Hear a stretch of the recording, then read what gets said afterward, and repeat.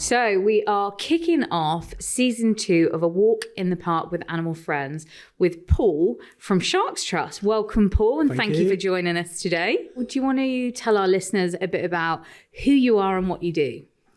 So yeah, I'm Paul Cox. I'm CEO of the Shark Trust. Mm-hmm. We are we're based in the UK, but we work all over the world on shark conservation issues. Quite a broad range of stuff, which I'm sure we're going to. Yes, we will do. Absolutely. How did you come about joining Sharks Trust? So I worked prior to Shark Trust. I worked for an aquarium, National Marine Aquarium down in Plymouth. Okay. I did that for about 15 years. Mm-hmm. I started off as one of the guides, they used to call us, on the aquarium floor, talking to people, doing talks and presentations and stuff. And at that point, that's when I started to really kind of connect with the animals and sharks in particular. At that time, it was just really interesting kind of seeing what people's relationship with sharks, people's understandings and misunderstandings about sharks, and it just kind of kicked off a real interest for me. And during my time there, we worked quite closely with the Shark Trust, because one of the things the Shark Trust does is work with aquariums to try and reach different audiences. And then this job came up in 2014, and I thought that was my chance to do something a little bit different and get out of the aquarium world and do something a little bit more direct in conservation. And is that what kicked off your love of sharks, that job, or was it something else? I think it probably was, because before that, what really drew me into marine biology. So in my 20s, I was working in investment banking. I had not really a close relationship with the sea at all. I'd been to Margate when I was a kid, and that was about it. And then I started getting interested in marine biology, and I was really drawn in by octopus and cuttlefish and squid. And that was what I studied when I did my degree. And then when I started diving more, and when I started working at the aquarium, sharks just kind of started making their way into my consciousness a bit more, and it's sort of spiraled out of control since then. So you were saying that at that point you did a lot of work with Sharks Trust anyway, because of the aquarium connection. But why was Sharks Trust established in the first place? So you go back 25 years, and shark conservation really wasn't really a big thing. There was things started happening in shark conservation in kind of the 80s. It started to be a realization of some of the issues that there were around sharks and fisheries around, and how much sharks were being affected by that. And then during the 90s, various different bodies started to pick up on shark conservation. And in the UK, there wasn't really a body. There was no one who could kind of take responsibility for sharks. Mm-hmm. So our founder, Sarah Fowler, who's still one of our trustees, went about setting up the Shark Trust really as a kind of focal point for sharks in the UK, to work with the UK government, but also to provide a point where we could connect with the public and try to kind of get people interested in sharks, in British sharks, and what was happening around the UK. Yeah. And from there, we are where we are now. Yeah, and that's the surprising thing, really, because when you think sharks, you don't necessarily think, UK has got this wonderful array of sharks in the waters. Yeah. But do you want to tell us a little bit more about the shark species that are around the UK and why they're so important? Yeah, that's the point you make is really fair. I think a lot of people, when we think about shark, if I just shouted the word shark, everyone would have like an image in their head. Yeah. And actually, sharks are way more diverse than we kind of generally give them credit for. Globally, there's like 1,200 species of sharks and rays. Yeah. Rays are the kind of the flatter cousins of sharks. And they're everywhere. They're all over the world. So they're not just concentrated in those areas where we hear about and we read about in the newspapers. They're everywhere. And around the UK, there's about 40 species of shark, and another 35 or so rays that will be in our waters, either here the whole time or they'll migrate in and out of our waters. And they really, they vary from, we've got the cat sharks, which people used to know as dogfish, which, some people don't even consider them to be sharks, but they're part of the family, and they're kind of about 1 metre long, covered in spots. Whose bright idea was it to call a dogfish, a catfish a dogfish? No, this is the other way around. Well, it's the other way around. I don't know. So I think dogfish was a fisherman's name. Right. Going into a whole there's a wormhole there we can go into about common names because they're all over the shop. But I think dogfish were known as dogfish by fishermen, and then cat sharks is closer to the kind of more scientific family that they belong to. So I still struggle. I still think them as dogfish, but in my office, if I say dogfish, I get shouted at. I can imagine actually. Yeah. So we've got cat sharks.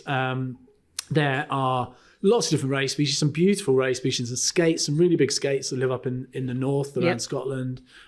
Skates that would easily cover this sofa with the size of their wings. And then we have some other kind of, more typical, if you like, sharks like short-fin makos. We see paw beagles, blue sharks, the iconic basking shark, of course, the second largest fish in the sea, which visits our shores fairly regularly in the summer months. Thresher sharks. We've even had a record of a smooth hammerhead shark. So there's a real variety of sharks that kind of enter our waters, and some that live here the whole time, and really kind of all around the UK you can find them. Yeah, because I think it was last year, but there was a report about a basking shark quite close in to Cornwall, and that had been picked up in the media, because it generally, if people see a shark in the UK, it becomes quite a story. But basking sharks are cool creatures, right? They're very cool. They do have because of the way they feed, because they're plankton feeders, so they open their mouth wide and they just guzzle water. They do have a tendency to go swim at the surface, and so what that does is it shows off their big fin, and they have massive fins, the big basking sharks, and so that does tend to create a news story. But they're such placid animals, and they just kind of swoosh up and down. They feed really intelligently. Actually, it looks like they're just kind of randomly moving around with their mouths open, but they're actually really intelligently following where the fronts are, where the highest concentrations of plankton are. Because like a shark, 12-meter long shark needs quite a bit of nutrition. If it's feeding on plankton, which is microscopic, it needs to be pretty good at it. So they're pretty amazing animals. But they do kind of create a bit of a stir sometimes when they turn up. I know. Particularly when they come in close to shore. Yeah. So, I find sharks absolutely fascinating. I think they're really cool. But can you take us through the role that sharks play in the ecosystem? Because I don't think people really realise the vital role that they do play. Yeah. So they're first thing I always proviso this is there's almost no sentence that you can say sharks are this because of the diversity. So some of this, some of that, big smart sharks, small sharks, but a lot of sharks are apex predators. So they sit at the top of the food chain in which they feed. And so as apex predators, they have a kind of controlling role over the food web beneath them. And so sharks and other apex predators are kind of credited with maintaining ocean health by they keep the food web under control. They by picking off the weak and the slow, they keep genetic diversity strong. They keep the health of the prey populations strong. So they have quite a varied role in kind of ecosystem health. And certainly if you start to remove them, the best kind of parallel, if you think about, in some parts of the world now, we're going to great efforts to get apex predators back into terrestrial systems like wolf and lynx and so on, because their role has been really recognized, and when they've been removed, the ecosystem has kind of started to struggle. Well, in the ocean, we still have the apex predators, so we need to kind of make sure that we keep them there. But sometimes their roles can be really subtle. So there's one really that the thing about there's this idea of kind of top-down control, which it makes a lot of sense, logically makes a lot of sense. The animals at the top control everything,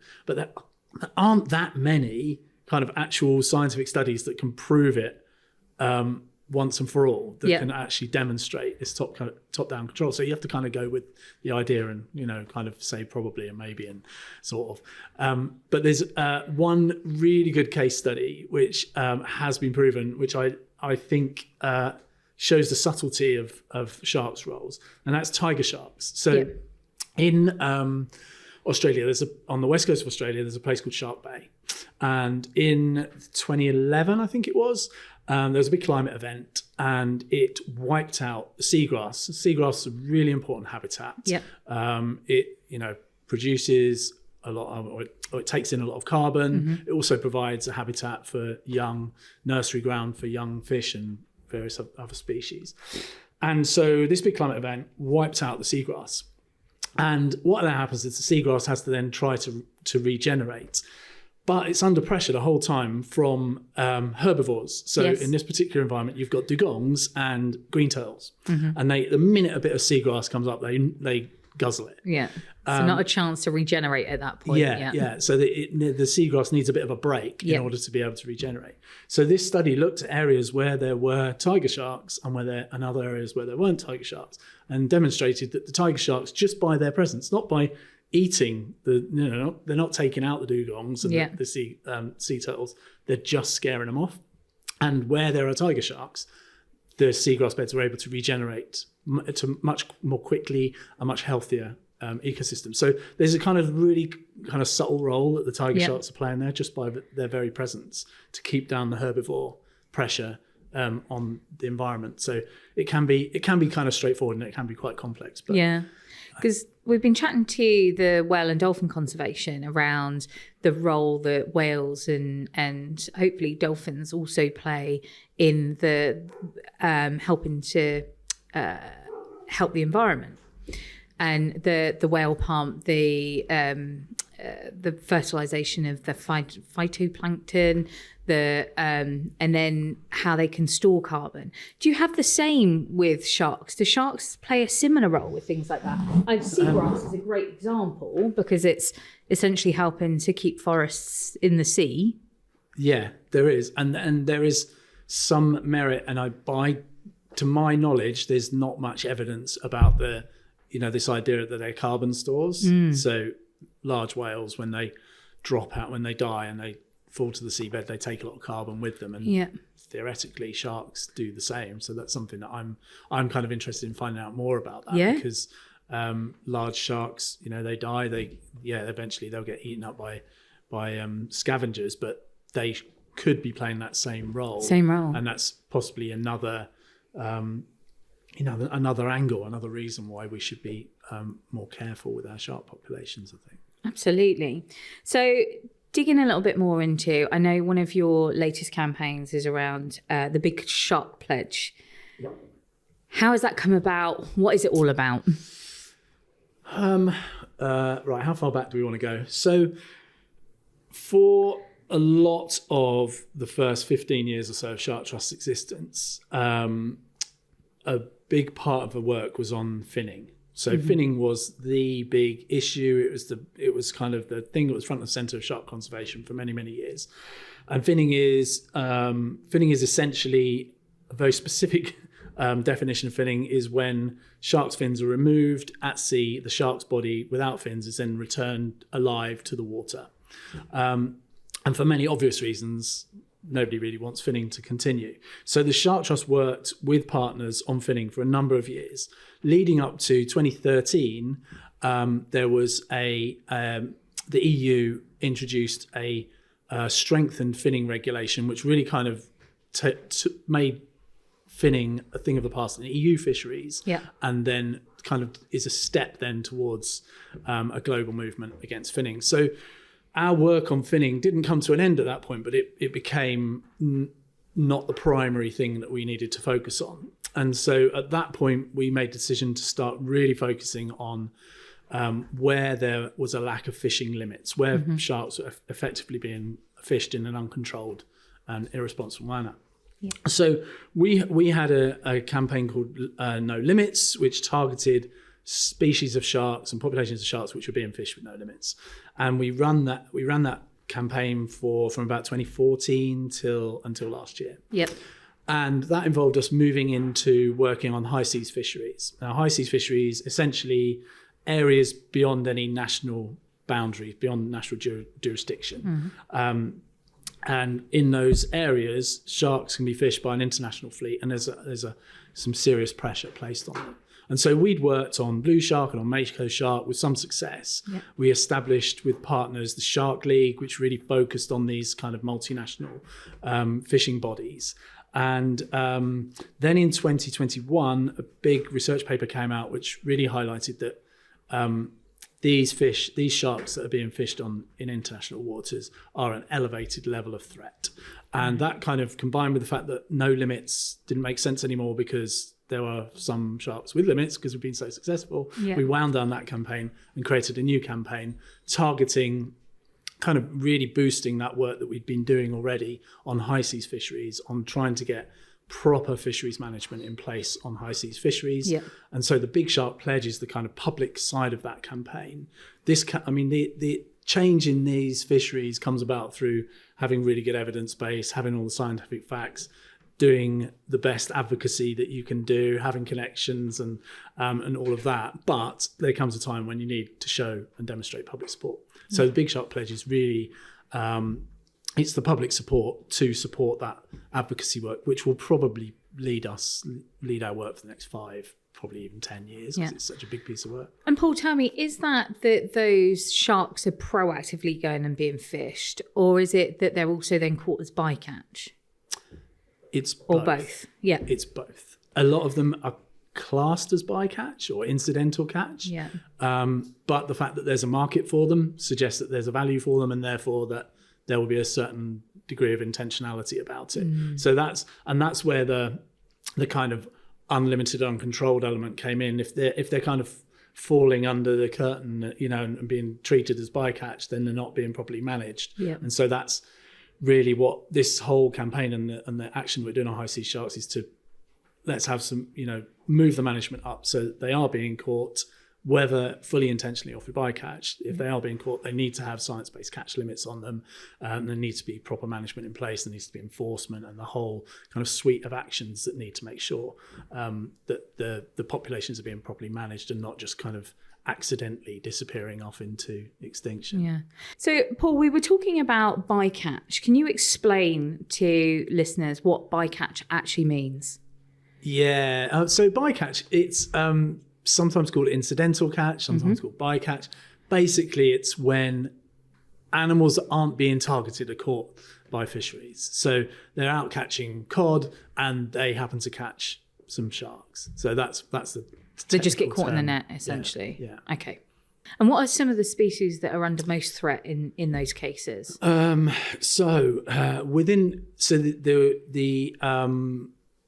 oceanic species, which is this report that I mentioned, focuses on 31 species that regularly move in and out of those high seas areas, and that includes the white shark, the most iconic, the most charismatic of all of them.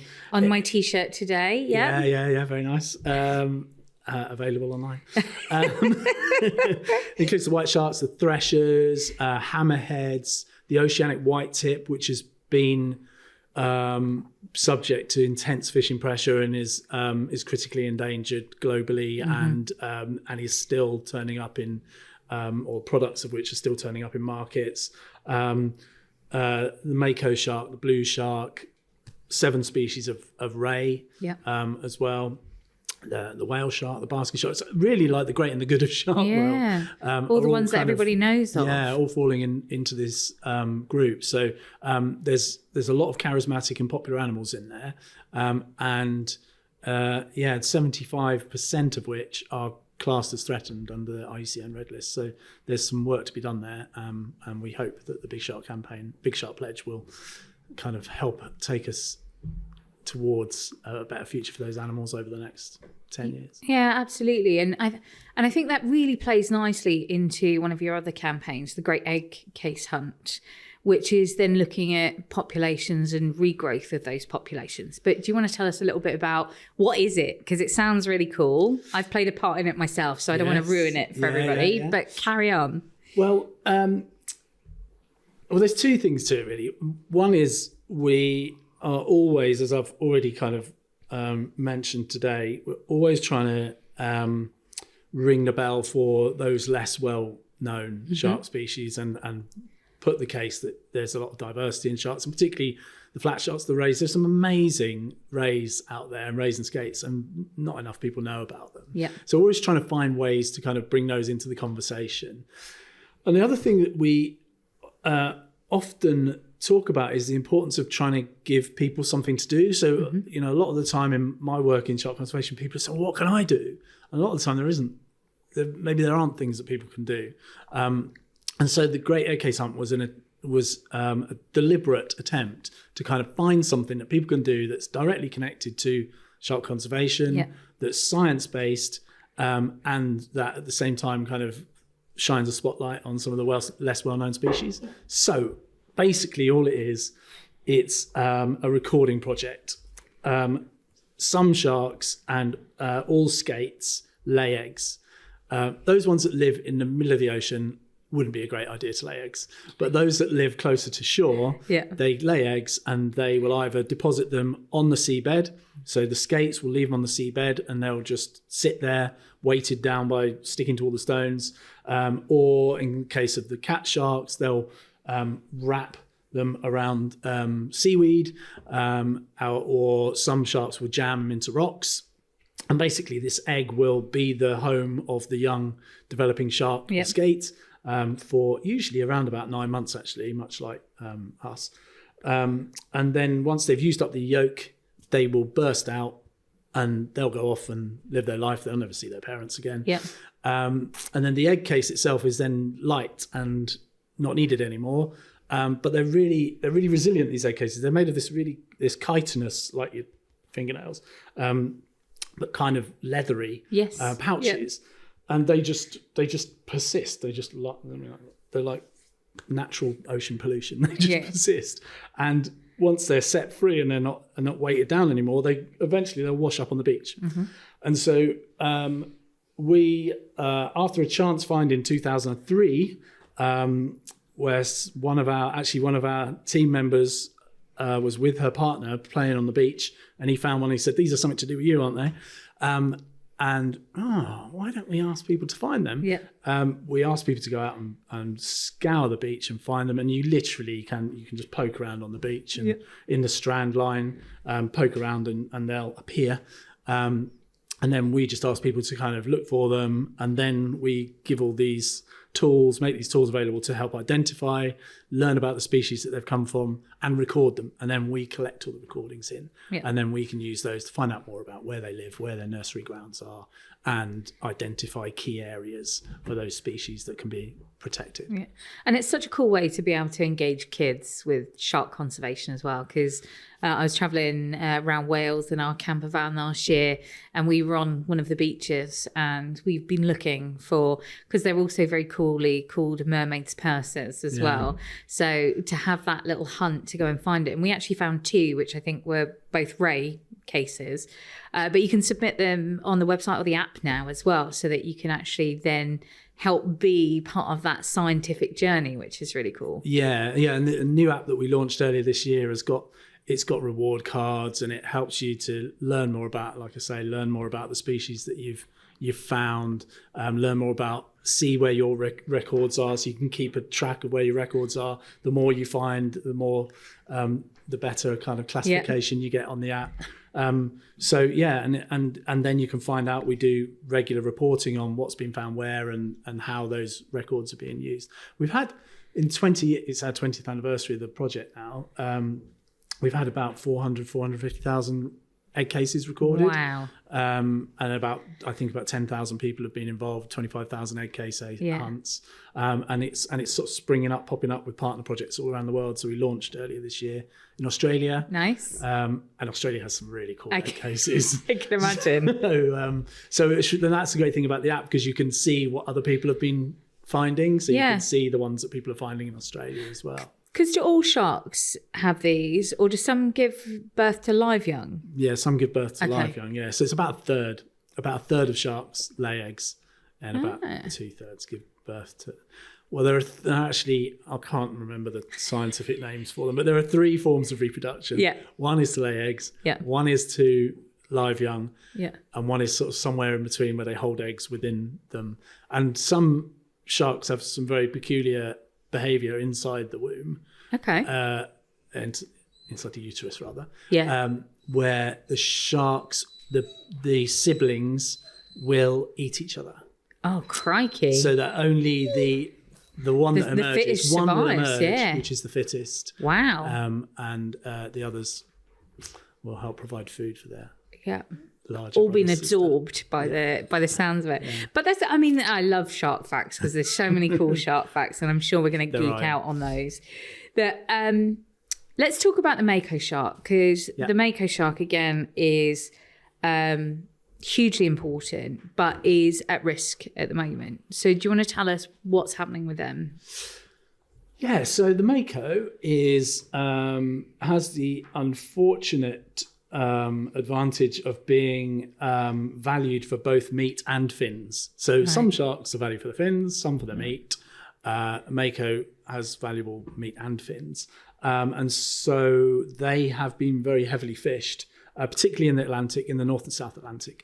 And so over the last 5 years, we've been doing a lot of work on makos and trying to get catch limits put in place. There was a big, what they call a stock assessment. Essentially, they looked at the sustainability and the size of the populations and how much they were being fished back in 2017.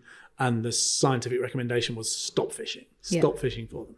And so then it took us between 2017 and 2021 to get a ban on fishing them in the North Atlantic, which was successful in the end, which is fantastic. And then in 2022, we went back to the organisation is called ICAT, which is the International Commission for the Conservation of Atlantic Tunas. That's a mouthful. Yeah. And that's the decision-making body really for fisheries in the Atlantic. And so 2021, they ruled on a ban for the North Atlantic. 2022, they agreed a catch limit, the first international catch limit for them in the South Atlantic. So we've made some progress. Yeah. But they, at the time that we were doing the advocacy and campaigning, one of the key things was that even if you put a ban in straight away, it took 50 years for just to start to see the improvement in the population. So these are long time scales that we're working to. And the difficulty we now have is that they will come up for review. It will be up for review again this year. There's a ban in place, but that'll get reviewed again this year. And obviously there will be other parties in those negotiations who will want to start fishing them again. So it's almost like when we make these big announcements, yes, we've got this ban, the work doesn't stop then. The work has to carry on, because you have to make sure when the review comes up, we've got all the evidence to keep that ban in place and to keep moving towards that 50-year point when they start to recover. So what's some of the cool things about makos of why they shouldn't be taken out? Everything. Yeah.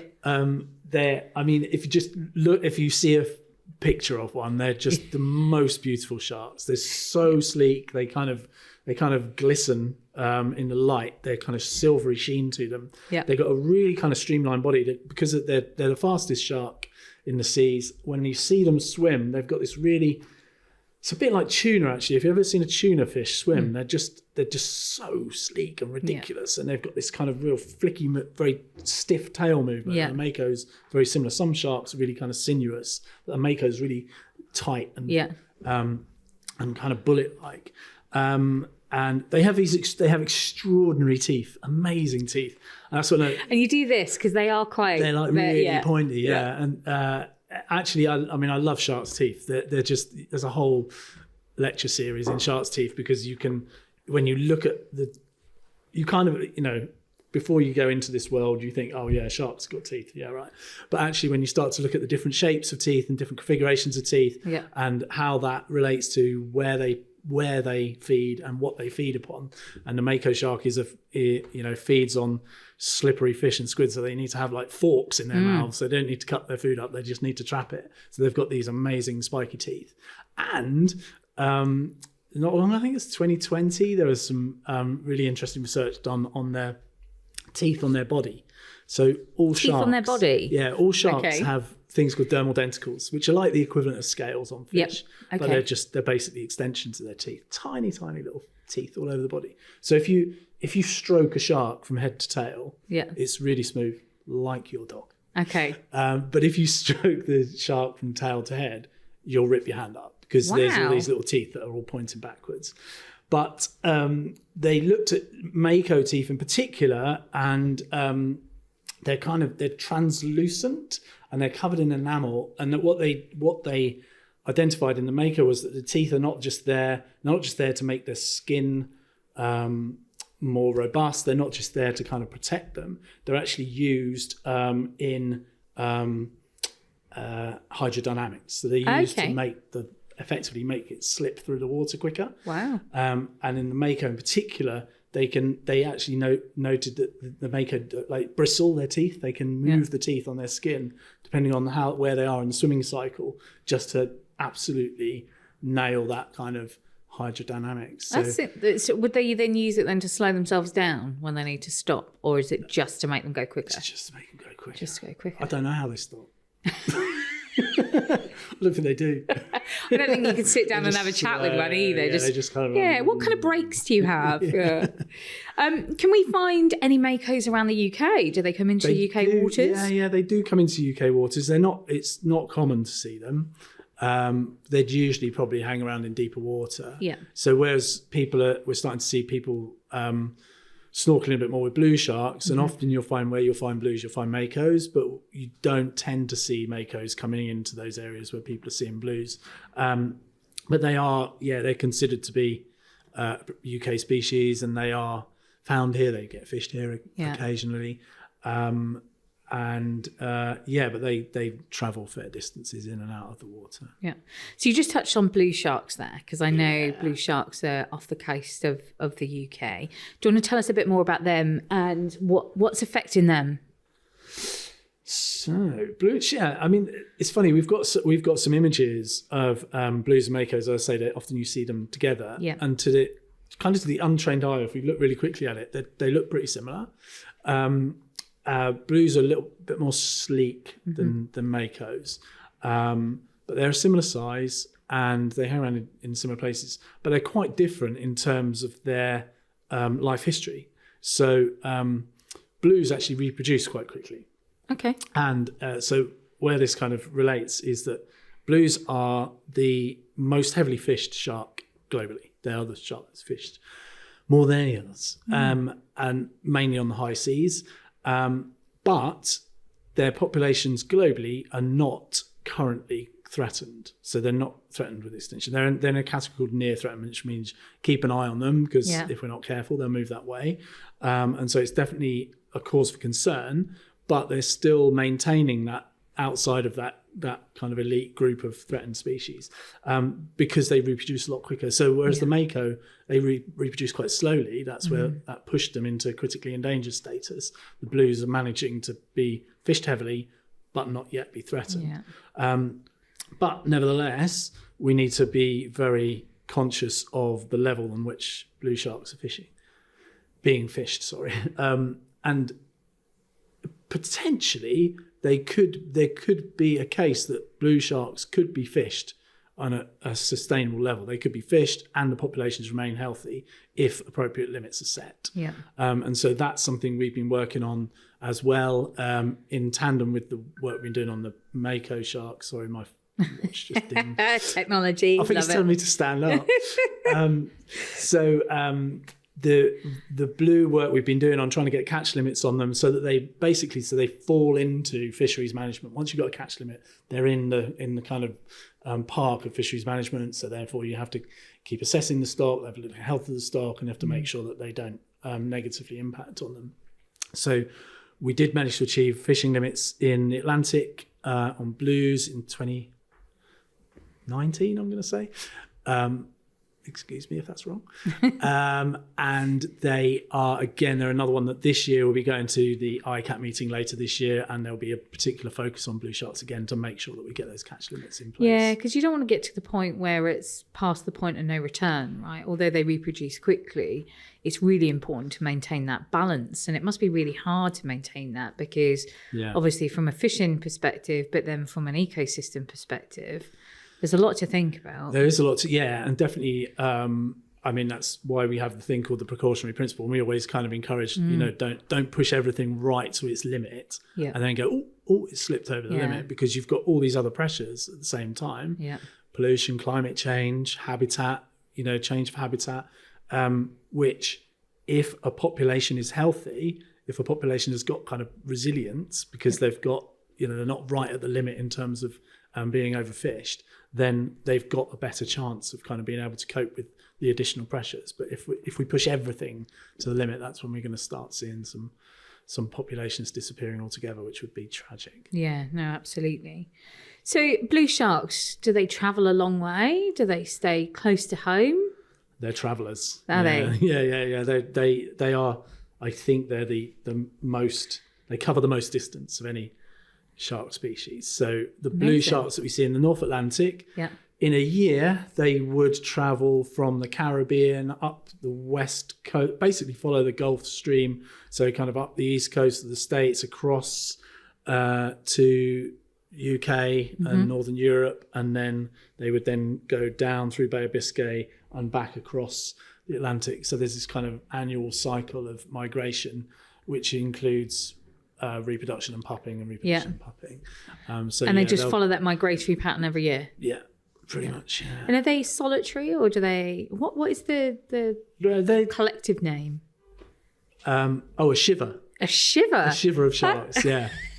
I don't know whether that's because you see them and you're like, ooh. I mean, you could call them a shoal or a school or whatever, but yeah, they're called a shiver of sharks. I love that. Yeah.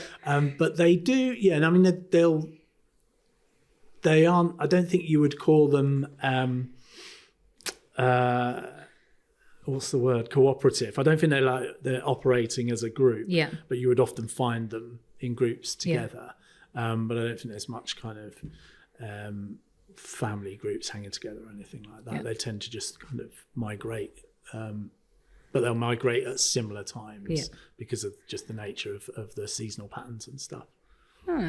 So for people that are listening in the UK, what are the best kind of times of year or locations potentially around the UK to spot a blue shark? Yeah, so it's kind of, so this is something it's started to spring up in the last probably 10 years, where we've started to see people going out and spotting them and snorkeling with them. You don't really dive for blue sharks. You can get in the water and snorkel with them, and they will explore you and swim off again.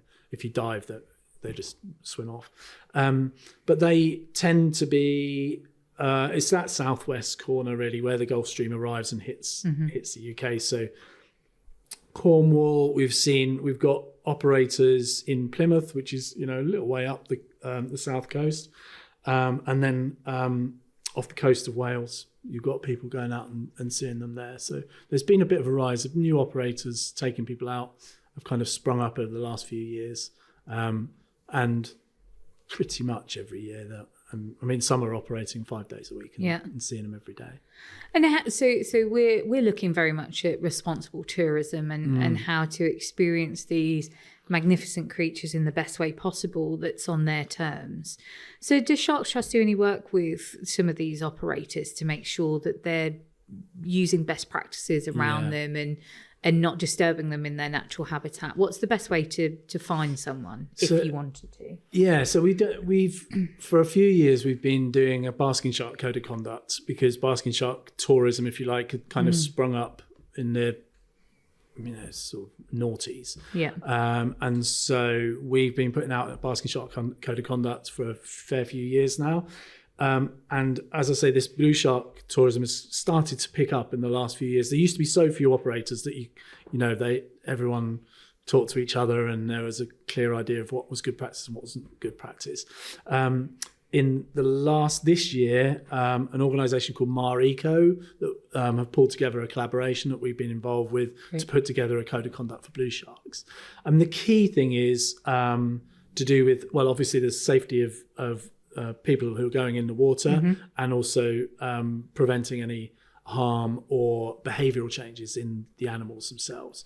So the key thing is around not feeding the animals. So they use an attractant, which is basically a basket full of rotten fish, which they'll put in the water, which will create a scent trail to attract the sharks in. But they should not be feeding. They should not be actually giving the animals something that they will consume, because that's where in ecotourism we've seen with other shark species around the world, that's where you get sharks changing their behaviour and starting to associate humans with food, and that's not where you want to be. That's not a good place. So that's really the key thing is about not feeding the animals, and then managing the number of people who are in the water and the people's behaviour when they go into the water. Yeah. So there's a code of conduct that's being published now that people can find, and it's got advice for operators and also advice for people who are looking to choose an operator and what sort of questions they should be asking. I'm assuming as well it's a look, don't touch piece as well, because can you damage their skin if you touch them potentially, or? You could. I mean, there's a lot of work being looked at with animals in zoos, for example, in some zoos and aquariums, not so much in this country, but in some parts of the world, where people are touching animals. They've touched tanks for rays and sharks, and particularly if people have got sun cream or cosmetics on their hands, that can cause, with repeated touching, that can cause some damage. Yeah. I think it's probably unlikely with a wild animal, but I think it's more about just it's just not good practice to respecting touch wildlife anyway. Absolutely. I mean, if a shark was to come up and brush itself against you, that's one thing. But you shouldn't be I don't think. Yeah. You should be trying to touch them, or your experience shouldn't be decided on how good it is based on whether you got to stroke its head or not. Yeah. Just look. Absolutely. Enjoy being in their presence. Yeah. So we touched on, we can't have a Sharks Trust podcast without talking about the great white. And when I think of great whites, I think of kind of America and Australia. But in the press recently, there's been more claims, and I don't know why it happens, but there's always huge coverage going, great whites are coming to the UK. Do we see them in the waters around the UK? Is the $10 million question. Yeah. So I think that it comes up so often because it's like that. It's like a great unanswered question, because there don't seem to be good reasons why they're not here. Yeah. The temperature of the water is right. It's where we are is within the typical migration distances of populations that are established. The food's here, they like seals. We've got plenty of seals. So it's a bit of why are they not here? And I think that's why it keeps coming up. The simple fact is there have been anecdotal reports over the years, and there have been people looking into this. One of our ex-trustees, ex-chairman, Richard Pearce, has written a book on this and kind of pulled together all of the anecdotal reports, but they're all anecdotal and there's no evidence, there's no proof. And even to this day, you'll hear, people will say, I was out on a boat and I saw one, I swear it was a great white. So get your camera out then. Everyone has a camera these days. Just document it. Yeah. So there just is no evidence. Yeah. And they made a TV program a few years ago where they took a dead whale, and created a whale fall with the idea of like this will pull them in. Yeah. And all it pulled in was hundreds of blue sharks. So I think all I can ever say is it's possible, but it seems unlikely. Well, all the water's connected, right? Yeah. So it's not an impossible piece. But there's an organisation called OSearch who do loads of really interesting work on whites in particular, and they do tagging studies, and they you can go on the OSearch website and follow sharks around that have been tagged. And they have said in the newspapers recently they're going to come over to the UK and to Europe, and if anyone's going to find them, they're going to find them. So maybe we'll have one way or the other. In the meantime, it's just so many times end up on the news just saying I don't know. I know. Do you know what? They're such amazing sharks though, and they are. Yeah. It's frustrating that the press is very sensationalist about it, because actually they're amazing creatures that. They just leave well alone pretty much. So yeah. I think for me the only thing is they hog the limelight so much that they take away the attention that all these other like mako sharks and blue sharks and threshers and hammerheads are amazing sharks, and yet people are always focused on the white just because of the reputation that they've got and the kind of pastiche around them. I think they're amazing creatures. They are amazing animals. But is there any evidence for just sharks in general? Do they ever change their migratory patterns, or are they just as regular as clockwork? I think there probably are. They will adapt migratory patterns. Certainly things like basking sharks, where you'll see. That's one of the amazing things for me. Like one of the amazing things about the world that I live in.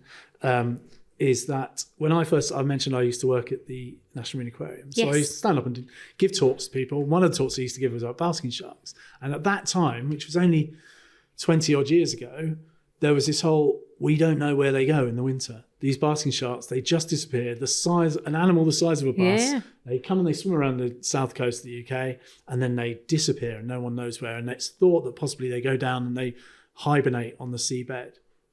Well, now we know that's not true. So in that time that I've been working in this world, we've found out, what these animals are doing, and we've resolved one mystery. And they are they're just moving, they're just adjusting their migration to find food constantly, just to keep finding that food. So they'll just go where the food goes? So they'll move into deeper water. And one of our other projects that we've been working on is gathering records of basking shark sightings and pulling together basking shark researchers. We're planning another event for later this year to kind of pull together what we know about basking sharks and what's changing, because in terms of climate change, for example, we always talk about what effects climate change might have on sharks. Basking sharks feeding on plankton. Well, we know plankton shift their range really quickly in response to climate change. So basking sharks, as intelligent feeders, potentially shifting their ranges as well. So we already see between different years, basking sharks kind of changing where they're going and where they're spending their time. So I definitely would say, in answer to your question, there are examples, where because if they're trying to go where the food's not, then they'll be no longer. So wouldn't last long. And they're incredibly intelligent. So we were talking about shark finning earlier. We've had some great news around the ban of importing shark fins. How can we now go further in that place? This is the UK regulation, which the Act went through Parliament about 3 weeks ago, before we sit here. So what this means is that no shark can come through customs, enter or leave the country without the fin being attached to the body. And what that means is that the finning regulation that we worked so hard on, that I mentioned earlier, for Europe, which it's called fins naturally attached. It means that you can't bring a shark ashore without the fin attached to the body. And that basically cuts off the possibility of finning happening at sea. And this extends fins naturally attached to trade. And so that the UK's made that move.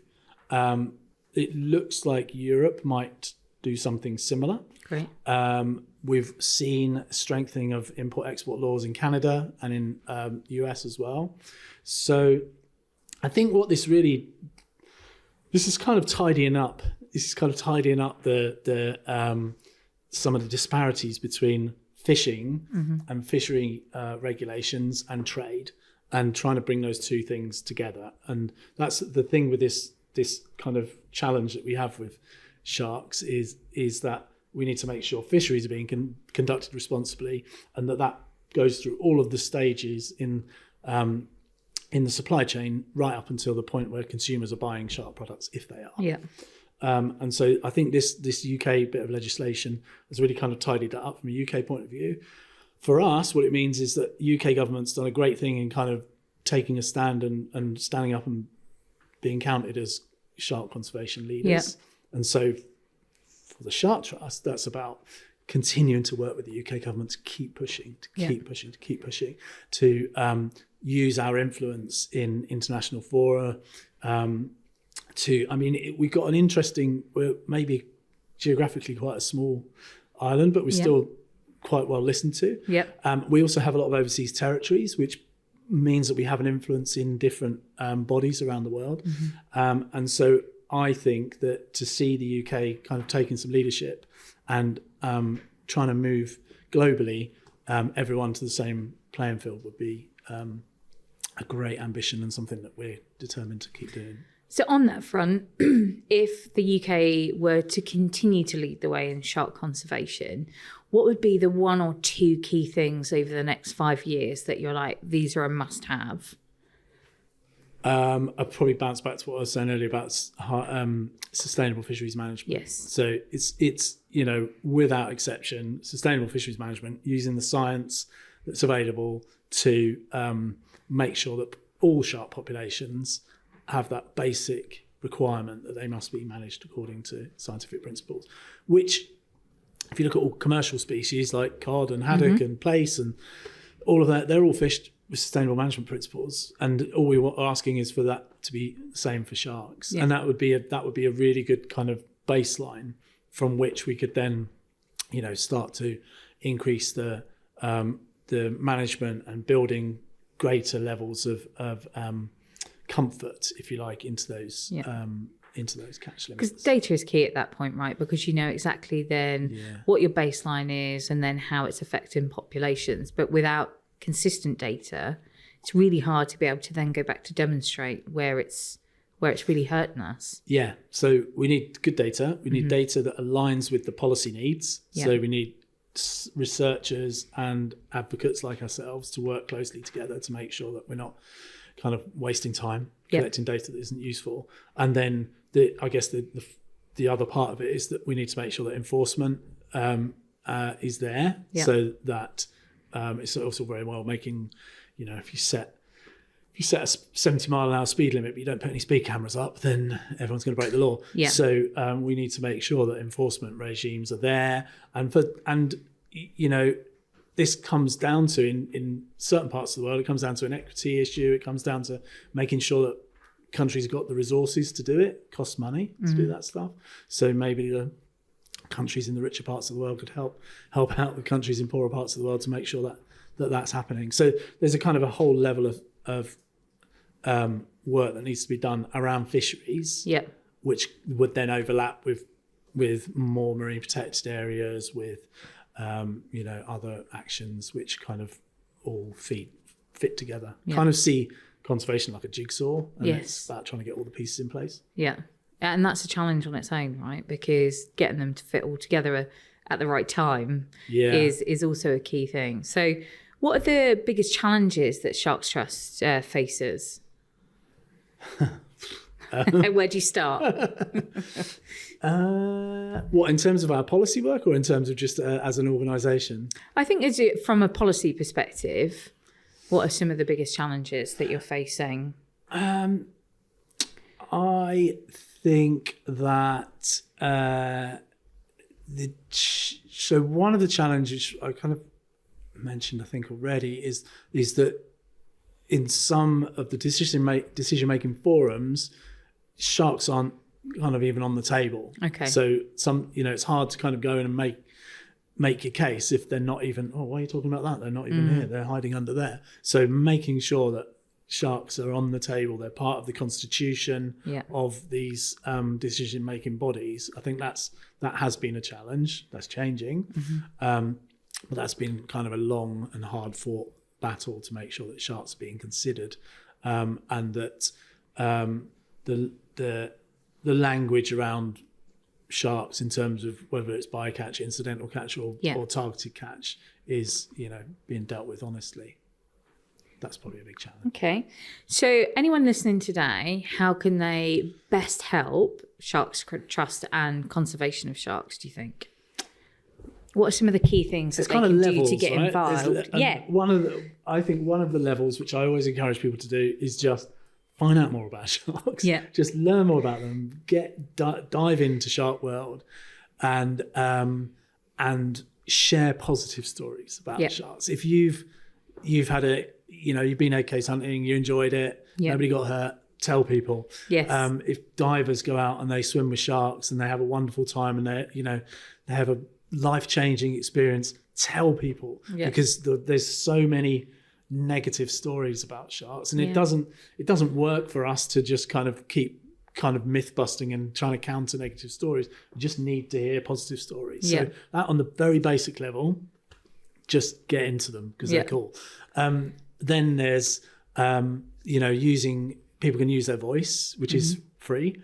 So sign the Big Shark Pledge, which is, go onto our website, bigsharkpledge.org, put your name and your email address, and that lends your voice to us so that we have more weight behind us when we go into policy meetings.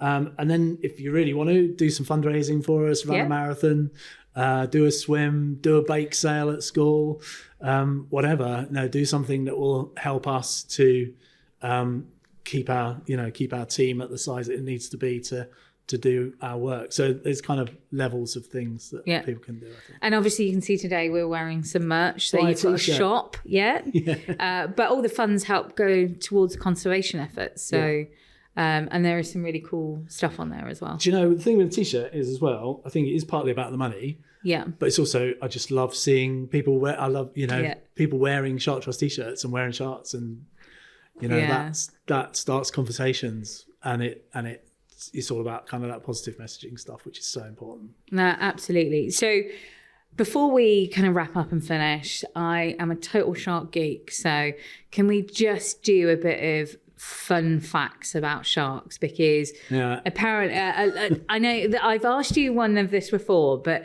Greenland sharks. Oh. How old can they be? So the oldest Greenland shark they found, they estimated somewhere between 272 and 512 years. So let's say 400. That's crazy. It's a long time. Cool. So, they must have seen some changes in their time. Yeah, imagine. I mean, like 400 years ago, they wouldn't have missed Shakespeare by that far. You're just putting it in that level of context, though. That's crackers. Yeah. Yeah. So we talked about the sexual maturity of the blue shark and how they reproduced a lot quicker than the mako. But if you were then looking at the blue versus the mako and then the other extreme end of the Greenland shark, what does that look like? Yeah, so it's really real big difference. So a blue shark, for example, would be sexually mature at sort of 5 years old. They can give birth to 135 pups in a season. A mako, less pups, sort of 5 to 10 pups, and they mature at 18 to 35 years. And then the Greenland shark doesn't even get sexually mature until they're 150 years old. So there's a massive variety between different shark species. Mind-blowing. It's mind-blowing, how old those things are.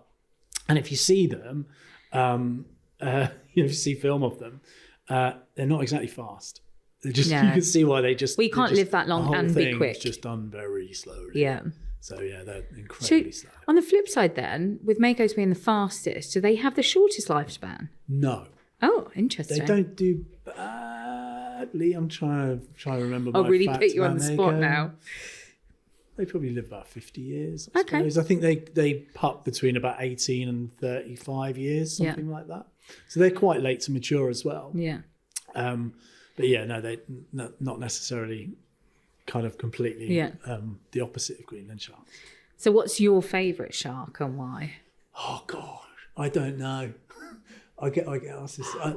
The danger is I'll say something to you and someone will fact check and I'll have said something different to someone else. Paul, what's your favourite shark? I love blue sharks. Yeah. Have you been swimming with them? Yes. Okay. Yes. What was that like? It was lovely. Yeah, it was really lovely because as they do, they're like puppies. Yeah. Like puppies got that kind of energy and enthusiasm about that. They feel like a bit like that. Like they just come up, they just want to explore. They'll come right up and as close down to that microphone, they'll kind of have a good look at you, and they've got these beautiful big eyes like a Disney character. Yeah. And they're so sleek and beautifully sinuous in the water. They're magnificent. That's the second time I've said that word. Magnificent creatures. Yeah. But 2 weeks ago, I was lucky enough to be in North Carolina. I went diving with a load of sand tiger sharks, ragged tooth sharks. Okay. And they were amazing. Were they? Yeah, that was an amazing dive experience. So they've kind of gone up my list a little bit, but I think blue sharks is probably still the top. Yeah. But then the epaulet shark. Have you seen the epaulet shark? Now, that is one I haven't heard of. What's really cool about epaulet sharks is that they can walk. They can use these fins at the front, and they can actually walk up over a coral body. So they come up out of the water and over into another rock pool using their fins. It's great how they evolve to survive, right? That is, yeah. If somebody had said to me at the beginning of today that I would find out that a shark could walk, I'd probably tell them that they were lying. But maybe I am. As you said earlier, the sharks and rays are so diverse. It's just, and I think, people think of maybe the top 5, maybe the top 10 if they like sharks in general. Yeah. But there's such a huge variety. Like, I think I love the wobbegong just because of the way it sounds. Yeah, the wobbegong is amazing. But like the cookie cutter as well. That's fascinating. It's not the prettiest shark in the world, is it? No. Have you seen a goblin shark? I have. Yeah. I have actually, because it comes up as one of the ugliest creatures. Yeah. Yeah. But you can quite see why it's called a goblin shark, though. Yeah. They've got a certain look about them. Yes, definitely. So and there's lots of these deep sea sharks which we don't know very much about, and we're still new species are still being found. On average, 2 new species a month are being found. 2 new a month. Yeah. What, in deep sea or just everywhere? Yeah, usually they get pulled up in fisheries, so they find them in fishing markets and stuff. But we're still finding new species all the time. That's crazy, isn't it? So I know we talked earlier about, one of the key things that people can do is really just talk about sharks and how cool they are and positive experiences. But what is the one thing that you would like listeners to take away with them today? What is that key thing? If you could get across to everybody that you talk to, what's that kind of one key message? Can it have 3 parts? Go for it. I'll allow you, Paul. Go on. So, 1, there's way more to sharks than the great white. Yes, totally. 2, sharks are very threatened. They're the second most threatened group of vertebrates. Because of overfishing. And 3, the solutions are really realistic and possible, and all we need is to all of us focus on sustainability in fisheries, and the problems can be solved. So unlike some problems which are just mind-bendingly complicated and seem impossible, it's very real. We can solve problems for sharks. Yeah. It does feel like it's so tangible to be able to do that and make such a big impact. But none of that would be possible without organisations like Sharks Trust, because what you do and what you stand for is just amazing, and giving a voice to sharks who don't have a voice of their own, but also face a lot of that negativity. Oh, please don't try and make me do an accent, because it will be terrible. And I promise you these guys will make a meme out of it as well. So, Paul, we were talking a lot about education and the fact that getting kids really engaged with the Great Egg Case Hunt and shark conservation in general is key, because they are the future and probably looking to take over what you're doing in the future. Yeah, hopefully not too far off, hopefully. You've still got plenty of years left yet. But with that in mind, my daughter is a little bit of a shark nut herself. So Megan had some question that she wanted to ask you. Do you want to come and join us? So Megan is just about to turn 12, very excitingly, and going up into senior school. But you've had a fascination of sharks for a very long time, haven't you? Yes, I have. Have you got a question that you'd like to ask Paul about sharks? I do. So, where is the best place to find shark's teeth in the UK? Shark's teeth. Ooh. Where is the... Well, apart from in our storeroom at the Shark Trust, because we've got a massive box of them. No way. Honestly, probably in an aquarium tank.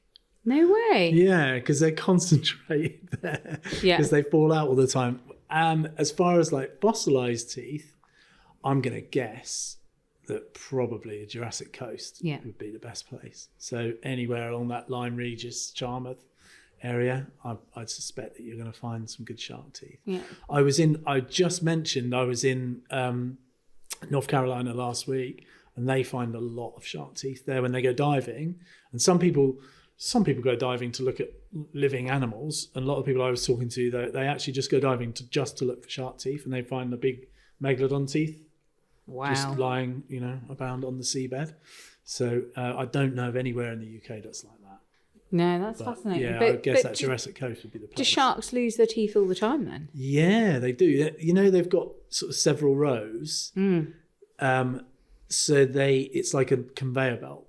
They're constantly losing teeth and new rows coming forward. So they've constantly got sharp teeth. So they just push forward. So the next layer just pushes forward. Because they don't have dentists. Yeah. So they need to have new teeth all the time. So that would be a job and a half, wouldn't it? Being a shark dentist. So they just literally fall out. Yeah. So if you go into if you dive in an aquarium tank, you'll find loads of little teeth. Well, just all over the place. Yeah. That's pretty cool. What about any other questions that you might have? What's your favourite shark? Oh, the hammerhead shark for sure, because of what it's so fascinating that they've got this like it looks like a hammer on it's just the head, and it's just how it looks. It's so unique to all the other sharks. They are really odd looking, aren't they? And they've got those big eyes right on the ends of their hammers. Yeah, very funny looking sharks. Have you got some cool hammerhead facts, Paul? I don't know, probably. I didn't revise hammerheads. There's been a lot of debate over the years about why they have the hammer, because they're quite late. So sharks been one sort or another 400 million years in the sea, which is quite a long time, longer than trees, although trees aren't in the sea. But hammerhead sharks came quite late to the game, so they're only like a couple of million years old or whatever.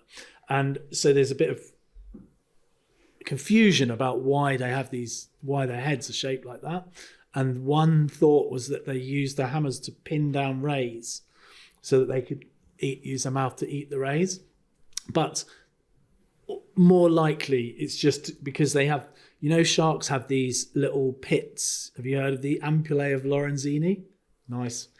Good phrase. Take that to your first biology lesson.